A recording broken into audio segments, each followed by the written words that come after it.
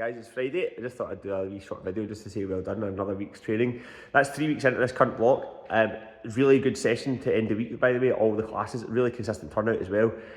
And I think already people are starting to notice some subtle differences in different ways. Obviously, this block's been all trying to emphasise like the whole idea of like fat loss, wanting to get good, feeling good for the beach, etc. Trim down a little bit. And I think I wanted to just convey how much that you can achieve in a short space of time if you just get a bit switched on and you just create some simple habits that are going to serve you well over the next 10 weeks. It doesn't need to be all or nothing as well. Like, so for example, when I gave that video out about like the difference between different cereals, the idea is to try and make changes in your habits, your daily habits, as frictionless as possible. So for example, instead of saying, if let's suppose you do eat like cornflakes for breakfast every day, instead of saying that you need to ditch the cornflakes and you need to start having steak and eggs for breakfast, that's such a big leap from one extreme to the other that it's probably unreasonable for some people to try and consider doing, and it's also probably not very sustainable. Whereas if you're going to, if I'm simply saying, well, instead of having cornflakes, have this cereal, you're still doing the same thing. It's taking the same amount of time. It's just the subtle difference of the makeup of it in terms of the protein content, the fibre content, and in other words, the macronutrient content.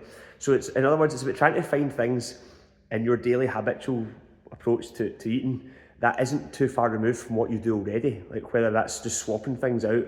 If you're someone that doesn't cook meals, it's good to try and do that a little bit and learn a few basic recipes that are maybe, chicken veg stir fries, for example.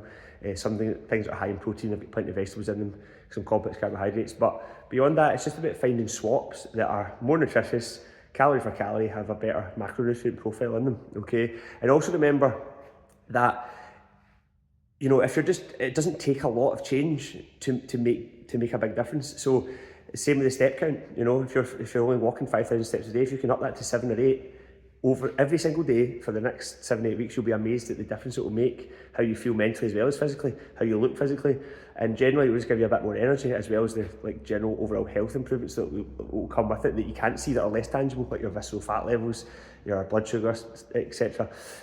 So these are the things to just try and consider. Remember as well, it's not all about getting a six-pack. You've got to remember, losing the first 10 pounds, if you want to phrase it like that, is a lot different to losing the last 10 pounds.